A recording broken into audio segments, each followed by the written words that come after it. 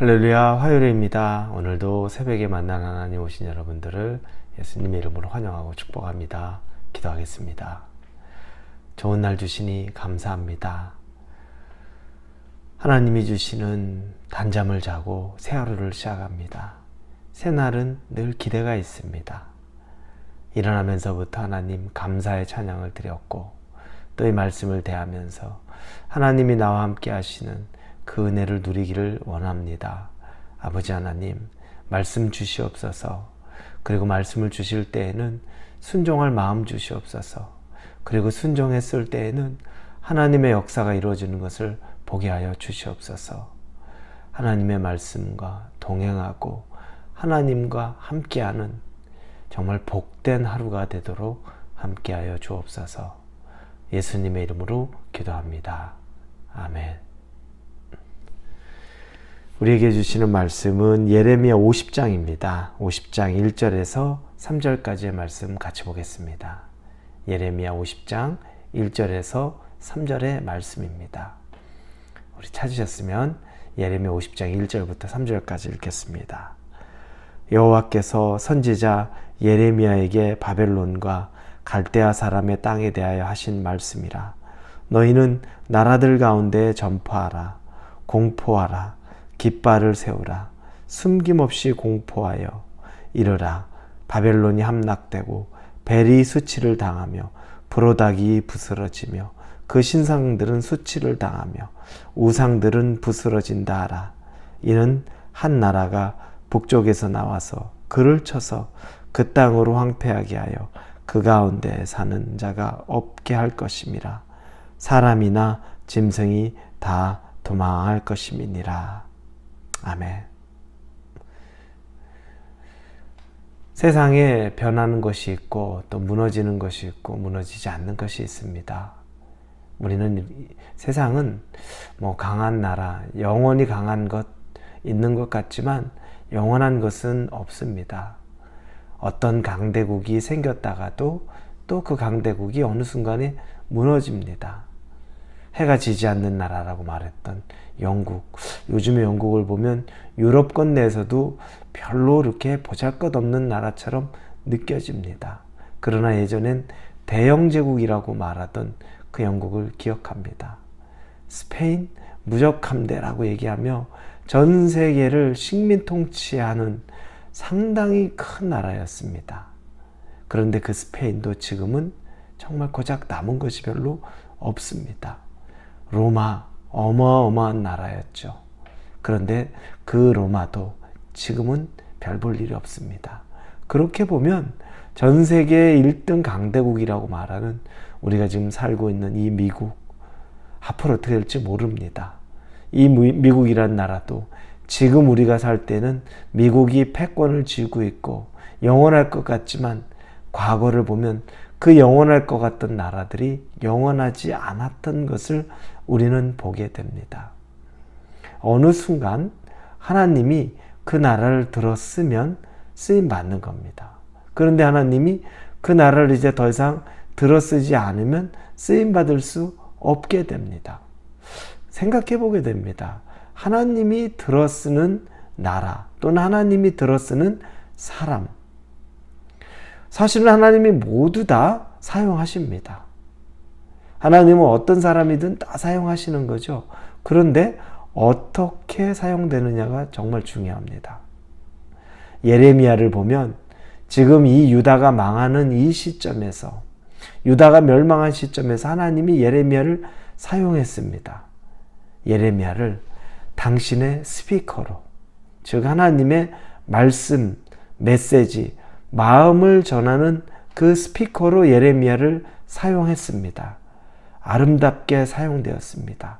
비록 세상에서는 하나님의 음성을 그가 예언해서 사람들에게 미움을 받고 핍박을 받고 원하지 않게 정말로 포로처럼 동족에 의해 애굽으로 끌려가는 수모를 겪기도 했지만 그러나 하나님은 그를 사용했습니다. 끝까지 사용하십니다. 그러나 반면에 바벨론이라는 나라가 있습니다. 이 바벨론은 하나님이 사용했습니다. 이 유다, 남유다의 죄악이 가득한 것을 보고 남유다를 하나님께서 훈련시키고 또 그들을 치리하는데 이 바벨론이라는 나라를 사용했습니다. 바벨론 하나님에게 쓰임을 받았습니다. 그러나 그들이 그 나라가 하나님에게 귀하게 선하게 끝까지 쓰임을 받았으면 참 좋은데 그렇지 않습니다.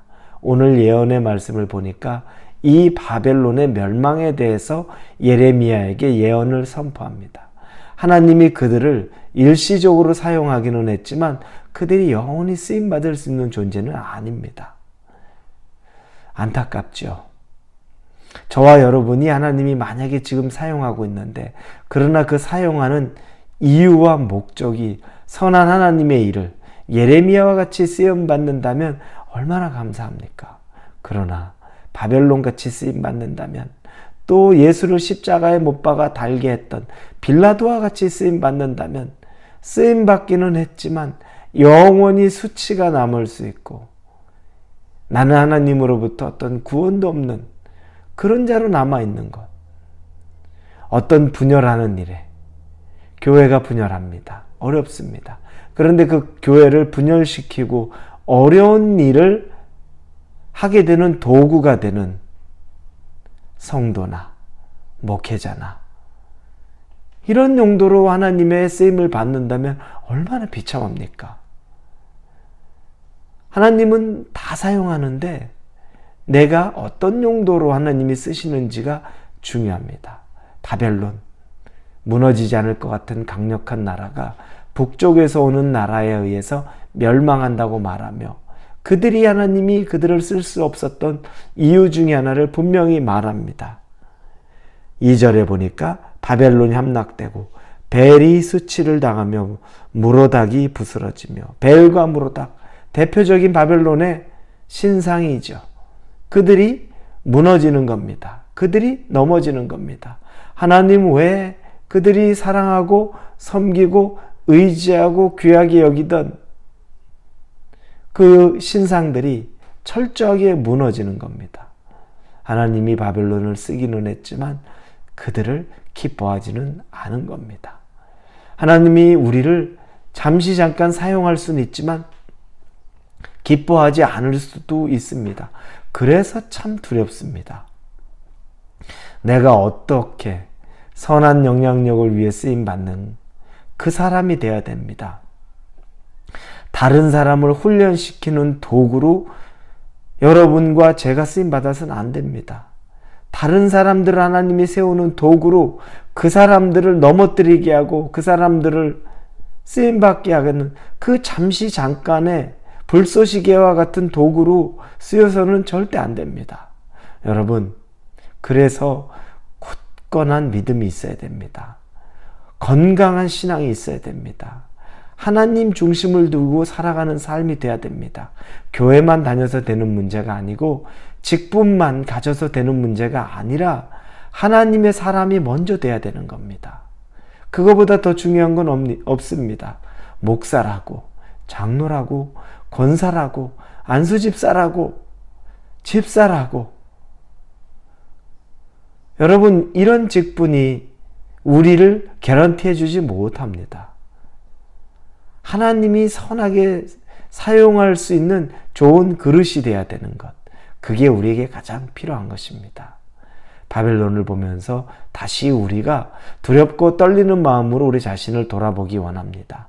행여라도 다른 사람을 훈련시키고 다른 사람을 치리하는 데 쓰임받는 정도의 도구가 되지 마시고 하나님의 스피커와 같은 자, 하나님의 마음을 전하고 하나님의 일을 위하여 쓰임받을 수 있는 선한 도구가 될 수 있는 저와 여러분이 되기를 예수님 이름으로 축원합니다. 기도하겠습니다. 하나님, 우리의 인생이 선하게 쓰임받기를 원합니다.